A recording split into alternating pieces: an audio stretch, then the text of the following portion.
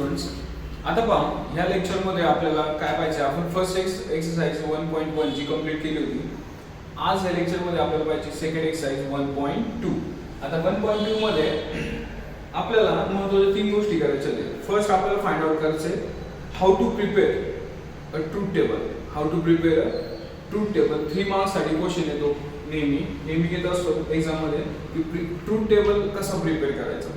Second मध्ये काय पाहिजे आपल्याला, लॉजिकल इक्विव्हॅलन्स प्रूव्ह करायचे. लॉजिकल इक्विव्हॅलन्स काय करायचे, प्रूव्ह.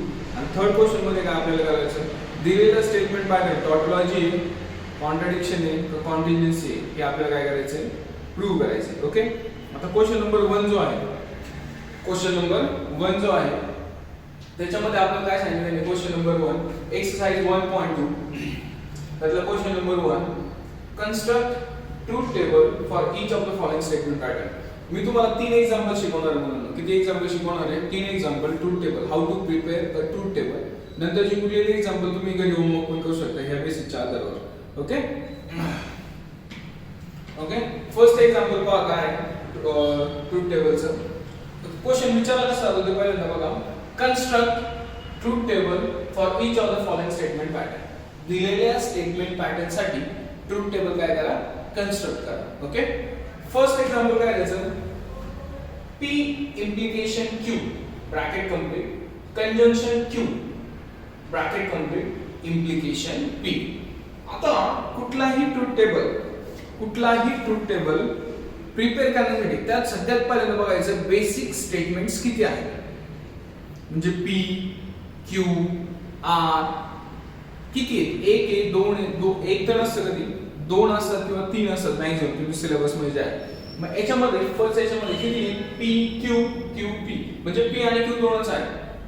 P आणि Q काय दोनच आहे. मग सगळ्यात मध्ये 2 जर असतात तर स्टेटमेंट जे एंट्रीज असतात ते 4च असतात. एंट्रीज किती असतात, 4.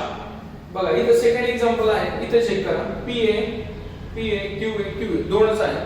थर्ड एक्झाम्पल मी घेतले पहा, P आहे Q आहे R आहे P आहे म्हणजे 3 आहे तिथं, इथं R पण येतो. मग त्याचं कसं करायचं हे आपण पुढे पाहणारच आहोत. आता 2 याचं जे आहे P आणि Q साइड ते बघा. मग P एक कॉलम दिला, Q एक कॉलम दिला, एंट्रीज किती असतात 4. तुम्हाला माहिती एंट्रीज किती असतात 4. त्याच्यामध्ये कुणाचं निगेशन झाले का नाही, मग आपल्याला निगेशन करायची गरज नाही. आता ट्रूथ टेबल बनवताना सगळ्यात पहिल्यांदा कोणतं ब्रॅकेट आहे, छोटं ब्रॅकेट आहे, पहिलं ब्रॅकेटचं सॉल्व्ह करून घ्यायचं. मग हे छोटं ब्रॅकेट पहा P implication Q, मग याचं पहिल्यांदा सॉल्व्ह करायचं. एंट्री देताना आपण कसं करतो, दोनदा ट्रू दोनदा फॉल्स, एकदा ट्रू एकदा फॉल्स, एकदा ट्रू एकदा फॉल्स. बरोबर. आता सगळ्यात पहिल्यांदा हा ब्रॅकेट मी सॉल्व्ह करतो P implication Q चा. काय ब्रॅकेट सॉल्व्ह करतो, P implication Q. आणि मी तुम्हाला शिकवलं truth table P implication Q चं कसं आहे. In implication TF then F otherwise true म्हणजे TF then F otherwise काय असतं true. आता नेक्स्ट आपण पाहायचं P implication Q हा छोटा ब्रॅकेट आपल्याला मिळालेला आहे. नंतर हा मोठा ब्रॅकेट मी सॉल्व्ह करू शकतो, या सॉल्व्ह करू शकतो. आता P implication Q हा ब्रॅकेट मिळाला आहे, त्याचं कंजंक्शन कुणासोबत, Q सोबत. त्याचं Q सोबत काय कंजंक्शन म्हणजे P implication Q चं कंजंक्शन कोणासोबत आहे, Q सोबत. म्हणजे P implication Q इथे आणि हा Q इथे. मी ह्या दोन ब्रॅकेटचं समजून घ्या, ह्या दोन कॉलमचं काय म्हणालो, कंजंक्शन. मग ह्या दोन कॉलमचं कंजंक्शन अप्लाय करायचं. आणि मी तुम्हाला शिकवलं in conjunction both T then T. मग both T then T otherwise false, both T then T otherwise काय म्हणालो, अदरवाइज काय तर फॉल्स.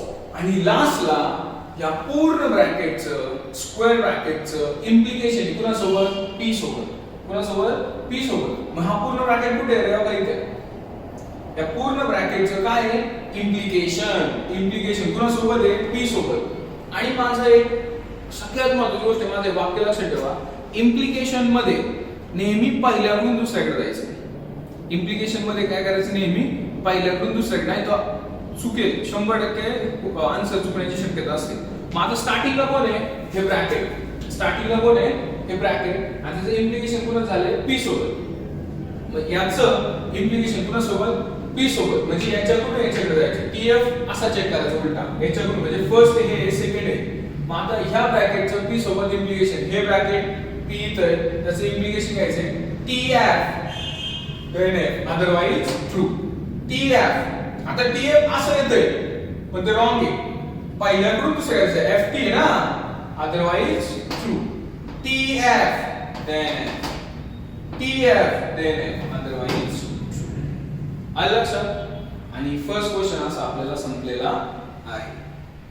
अशा पद्धतीने काय शोधायचं आहे मुलांना, ट्रूथ टेबल.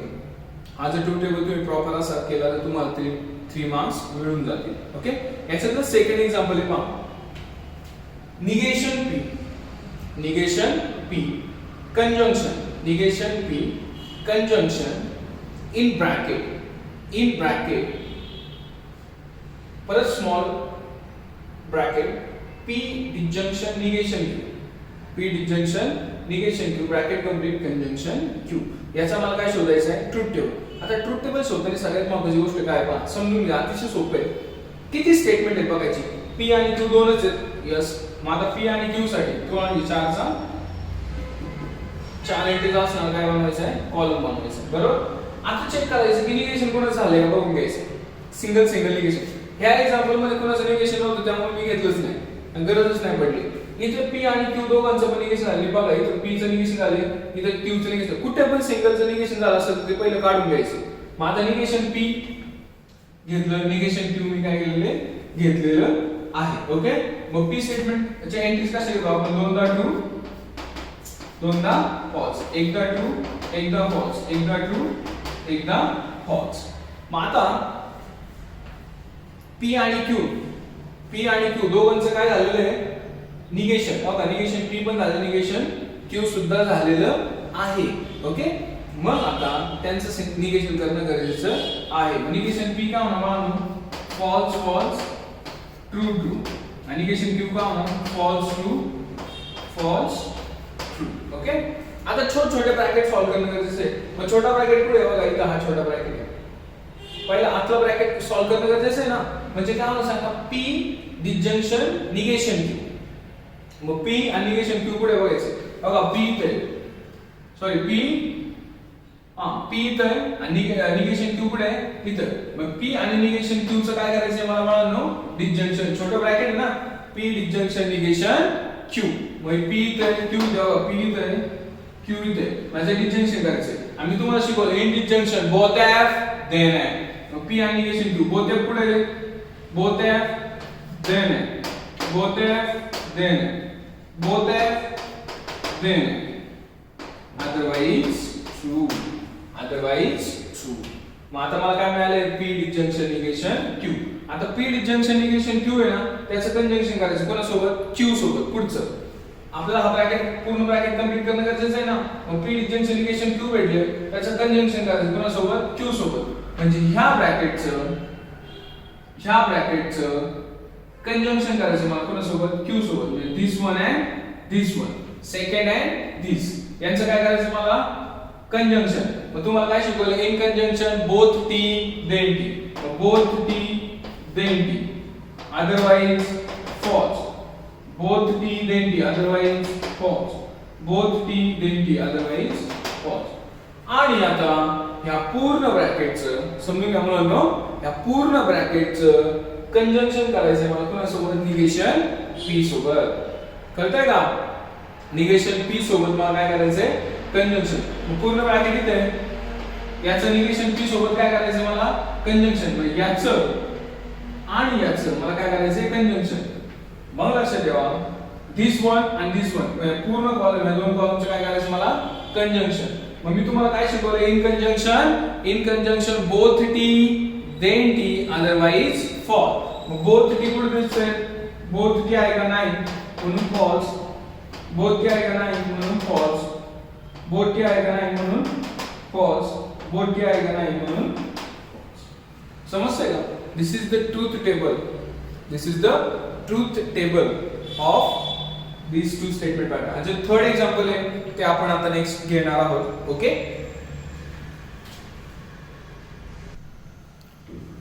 आता पहा विद्यार्थ्यांनो जो थर्ड क्वेश्चन आहे प्रिपेअर अ ट्रूथ टेबल मधला थर्ड क्वेश्चन जो आहे त्याच्यामध्ये स्टेटमेंट पॅटर्न किती आहे बघा. इथं थर्ड क्वेश्चन मी लिहिलेलं आहे, राऊंड केलेलं आहे त्याला. क्वेश्चन नंबर 3 दोन क्वेश्चन आपण पाहिले. क्वेश्चन नंबर 3 आहे बघा. फर्स्ट क्वेश्चन मधलाच क्वेश्चन नंबर 3 आहे. याच्यामध्ये स्टेटमेंट किती नीट चेक करा आपण. पी आहे, क्यू आहे, आर आहे, म्हणजे तीन स्टेटमेंट. किती स्टेटमेंट आहेत? 3. तर स्टेटमेंट जर 3 असतील तर आपल्याला एंट्रीज पण त्याचं घ्यायला लागतात. एंट्रीज आपल्याला 8 घ्यायला लागतात. 8 एंट्रीज. मग पी स्टेटमेंट घेतलेले, क्यू स्टेटमेंट घेतलेले आणि आर स्टेटमेंट पण घेतलेले. मग अशा वेळेस एंट्रीज किती घ्यायच्या लागतात आपल्याला? 8. मग 4 वेळा ट्रू, 4 वेळा काय घ्यायचं? ट्रू. आणि 4 वेळा काय घ्यायचं? फॉल्स. पी ला. क्यू ला काय करायचं? दोनदा ट्रू, दोनदा फॉल्स, दोनदा ट्रू, दोनदा फॉल्स. आणि आर ला काय करायचं? Alternate true false, true false. Okay. अशा प्रकारे काय घ्यायचं? एंट्री. बाकी पुढचं सगळं सेम टू सेम आहे. पहा सगळ्यात महत्त्वाचं कुणाचं निगेशन झालंय का चेक करा. पी चं नाही झालं, क्यू चं झालं. मग एखाद्याचं जर निगेशन झालं असेल तर ते पहिलं काढून घ्यायचं. मग निगेशन काय शोधायचं? Negation q. काय शोधायचं? Negation q. मग निगेशन क्यू काय होणार सांगा? False, false, true, true, false, false, true, true. Okay. नंतर पहिला ब्रॅकेट सॉल्व करायचा. फर्स्ट ब्रॅकेट सॉल्व करायचा, सेकंड ब्रॅकेट सॉल्व करायचा आणि दोन्ही ब्रॅकेटचं काय घ्यायचं? इम्प्लिकेशन. इतकं सोपं आहे. मग फर्स्ट ब्रॅकेट काय? P disjunction negation q. मग पी कुठे आहे रे? इथे. निगेशन क्यू कुठे आहे रे? निगेशन क्यू कुठे आहे रे? इथे. म्हणजे याचं आणि याचं काय घ्यायचंय? डिजंक्शन. फर्स्ट आणि निगेशन क्यू जो आहे पी आणि हा निगेशन क्यू या दोघांचं काय घ्यायचंय? डिजंक्शन. बघा पी इथे आहे, निगेशन क्यू इथे, यांचं डिजंक्शन घ्यायचंय. मग मी तुम्हाला शिकवलं in disjunction both F then f otherwise true. both f कुठे दिसतंय का? both f then f otherwise true. both f then f otherwise true. both f then f otherwise true. both f then f. बघा both f then f. both f then f otherwise true. otherwise true.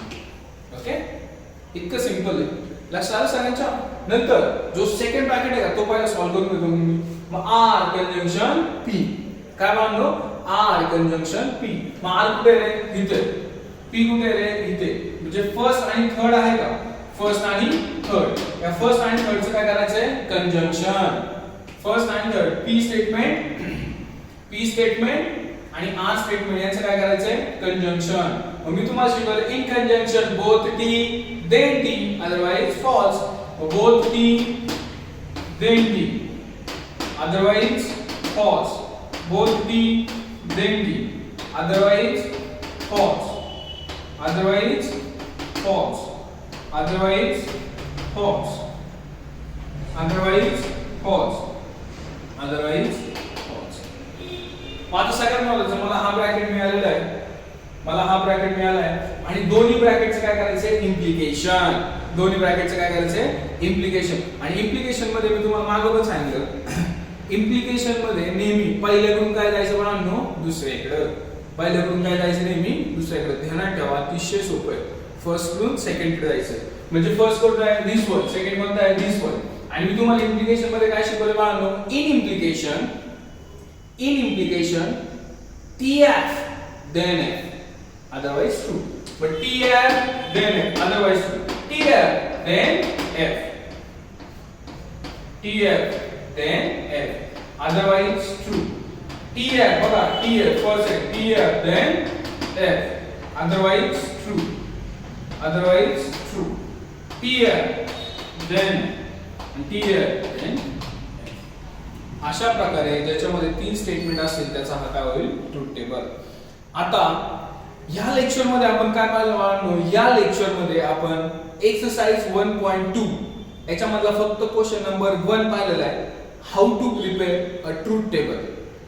आपला question number 2 बाकी आहे, question number 3 बाकी आहे. Question number 2 मध्ये logical equivalence solve करायचे आणि question number 3 मध्ये आपल्याला काय पाहिजे?